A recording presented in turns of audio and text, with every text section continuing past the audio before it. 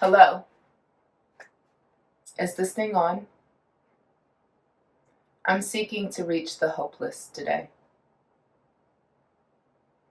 Make those moves. I'm feeling it, no stopping it. I can't lose. When I'm dealing it, I'm dropping it. I'm the realest, no doubt in it.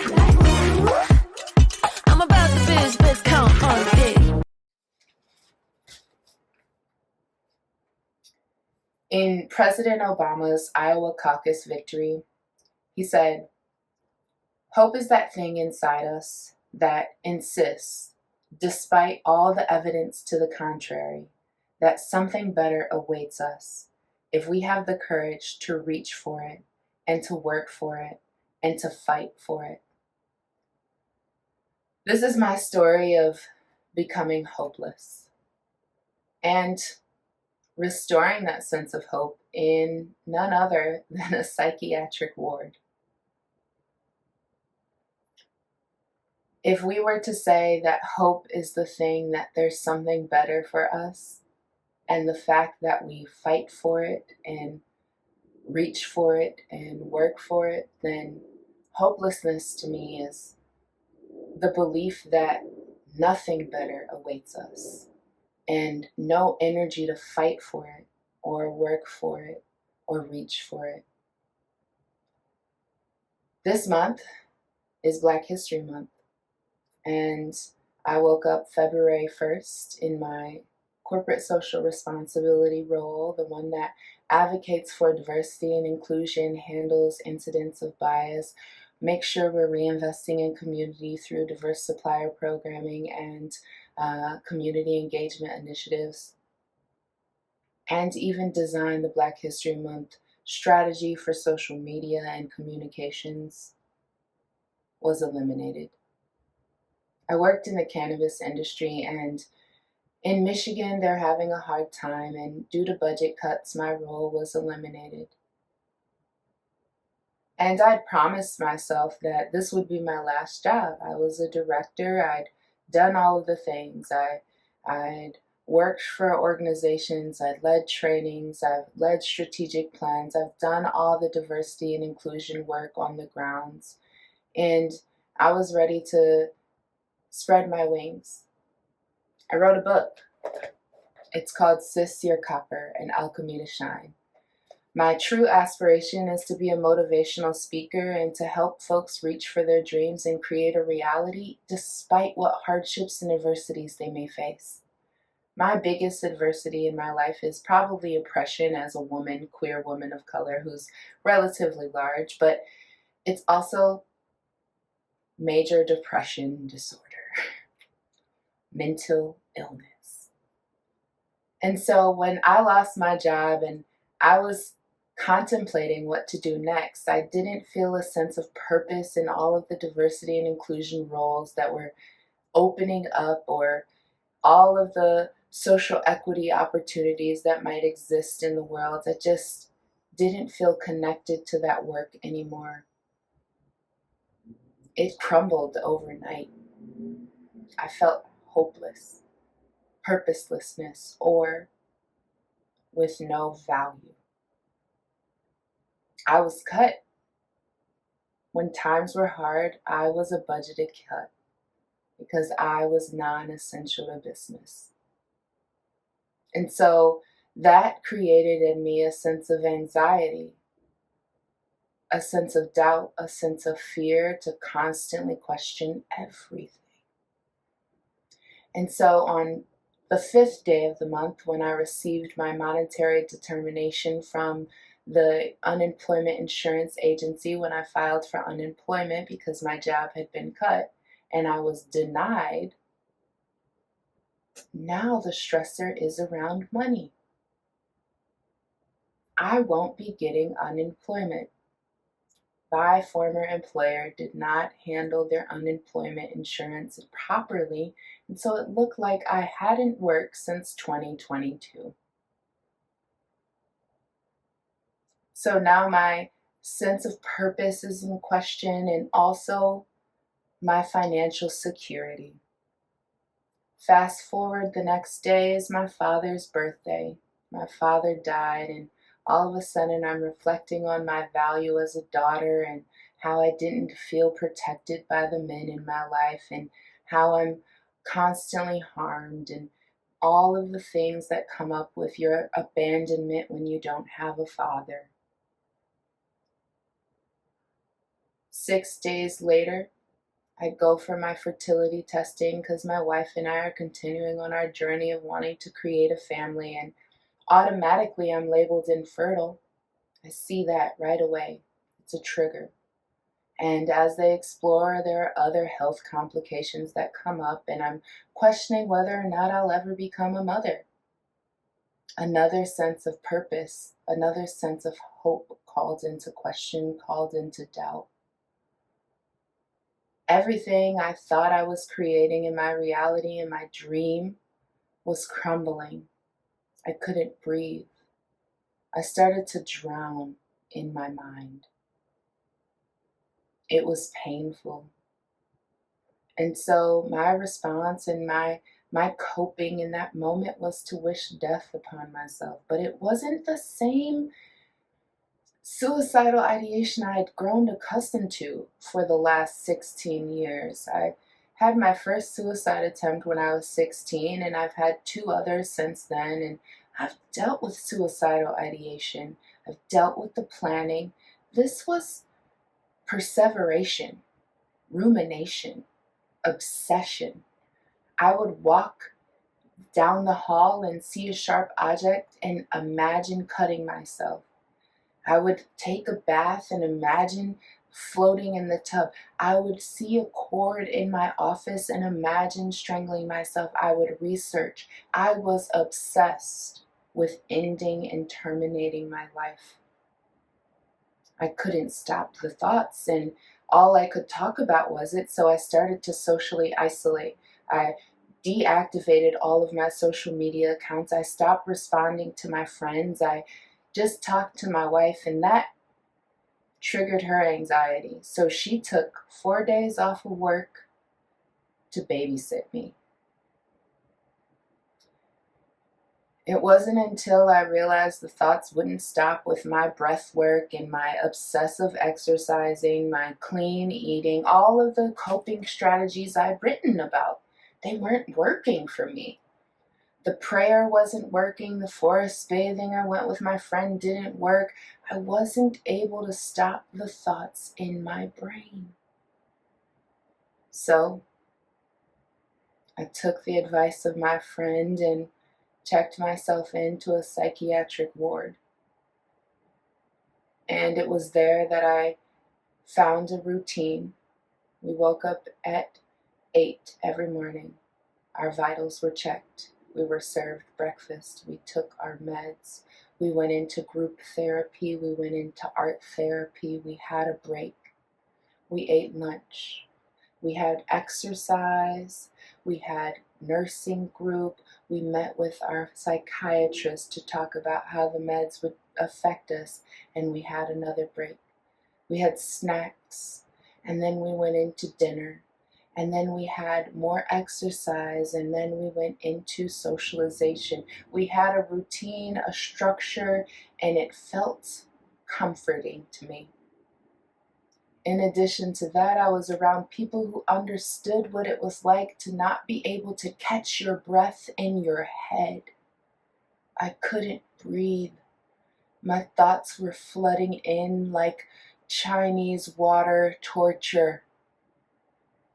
I had no clarity. I felt hopeless. I wept. I cried. I couldn't stop crying. I felt broken. I wanted to disappear. And it wasn't until one night I woke up in a panic at 3 a.m. that my doctor realized maybe we shouldn't just be focusing on your depression, but perhaps you have anxiety. And so one little pill at 9:30 p.m. the next morning, it's a sustained release anxiety med. I woke up and I looked at a blue wall. And I was able to just look at a blue wall. There wasn't 50,000 questions of why. There wasn't crippling self-doubt. There was nothing. I could breathe and look at a blue wall. And I felt like I was finally in recovery. I could breathe. And I ran to my psychiatrist and told her the good news, and the next day I was discharged. It took one pill to manage the thoughts. And I'm sharing this story not so you can say, I'm so sorry you're going through that. I don't need your pity. I don't need your love and light. I'm deeply loved. I know that. I'm sharing my story because sometimes our coping mechanisms, our prayers, our rituals, our clean eating, our exercise, our counseling therapy, our dialogue therapy, it's just not enough. Mental illness is a chemical imbalance in your brain, and sometimes you need medicine.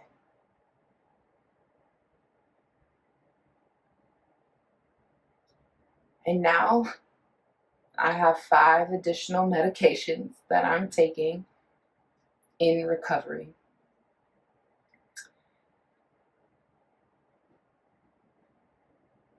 I never thought I'd end up in a place like that. I was surrounded by people who had suicide attempts and were struggling with homelessness and rape trauma and marriage issues. I was one of them, though. And while I recognize having the resources to go to a psychiatric ward, to pay for medication, to even do this while dealing with joblessness and lack of income is privilege, I want to remind you that those resources are accessible to you as well. Mental health is not a game. It's not a fake disease. It's a real factor in our life that can be debilitating if it's not managed properly. And so I want to give this message of hope, that you have the courage to speak up and seek help. If you find yourself drowning in your own mind and with racing thoughts that don't stop, or insomnia and overeating or restrictive eating or obsessive exercise or no movement or oversleeping or not sleeping, if your brain feels out of control, seek help. Get the right resources. And while I love my friends, and I know y'all are still reaching out and trying to talk to me, their love was not enough.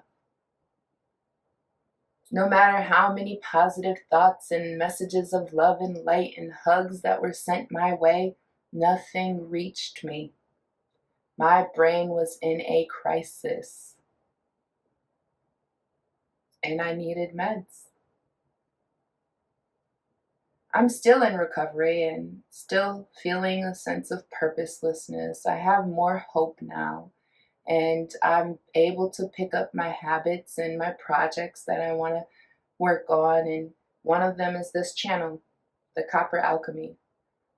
I wrote Sis Your Copper for my sis who struggles with mental illness, who lives in a world that wasn't designed for all of her, and who needs a voice or a big sis to remind her that she matters.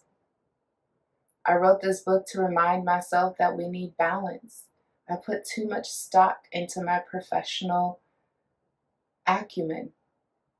My entire world revolved around one industry and one purpose. Instead of seeking balance in all of the different elements of my life, I was focused on one. And so when that felt to be crumbling, I lost my footing. Now, in my path for recovery, I'm seeking mental health support groups. I'm consistently going to therapy. I put this on my vision board, y'all.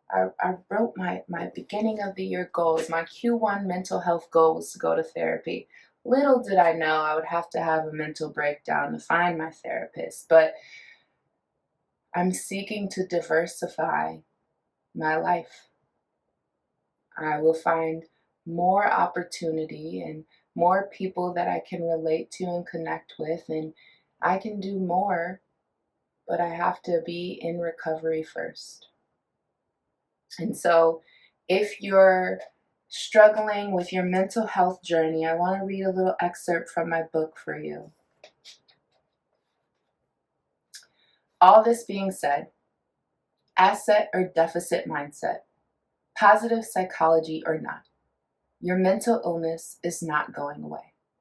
Sorry, sis. But you can manage it and find healthy, adaptive strategies for coping. Just know that it's a journey. It'll take time. And there's a lot of trial and error as you figure out what works for you. I've learned that I won't get it right every time. I'm still on a journey with my mental health. It's a forever thing. We are in it till death do us part. I'm married to this traumatized and imbalanced brain, so I ask for forgiveness and grace, and get back up and try again. When it comes to making sure your emotions and mental health are in check, it's about understanding the breadth of that work. It's not only about therapy or self-awareness. It's not one thing.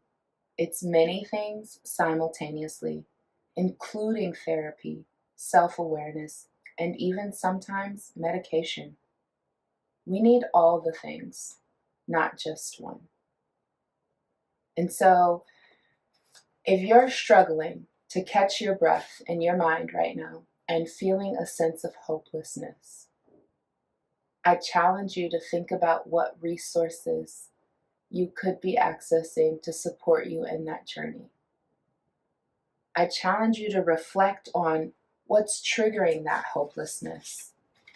For me, it was job insecurity, instability, and a lack of sense of worth in self.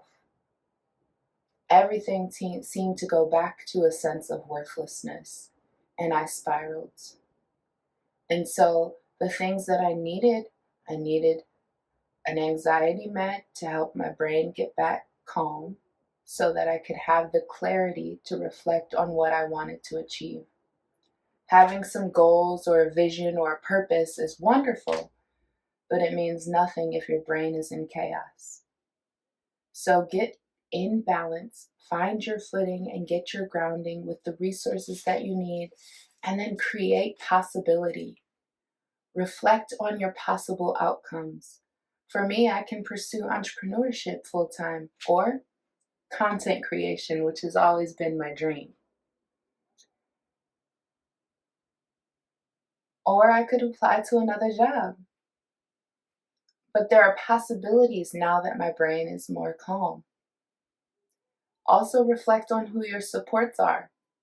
Who are your psychiatrists in your neighborhood, your therapists, your community members, your friends? Don't cut them out the way that I did.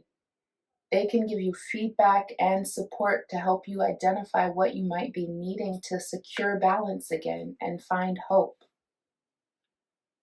Think about the receipts that you have in your life that demonstrate to you your sense of purpose, your calling. What are the things that give you hope? I know that my life is meant to be used as a vessel.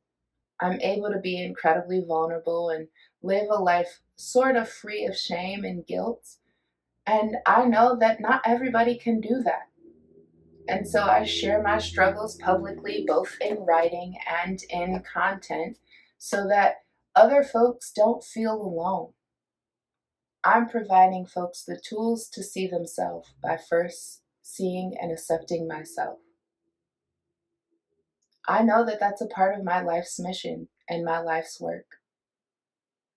And so I ask you to reflect on what you've been called to do. What are the receipts that demonstrate that you're on that mission? And set some goals around that, even if they're small. For me, one small goal was to get in front of the camera and just start this channel. I've been saying I was going to do this since September.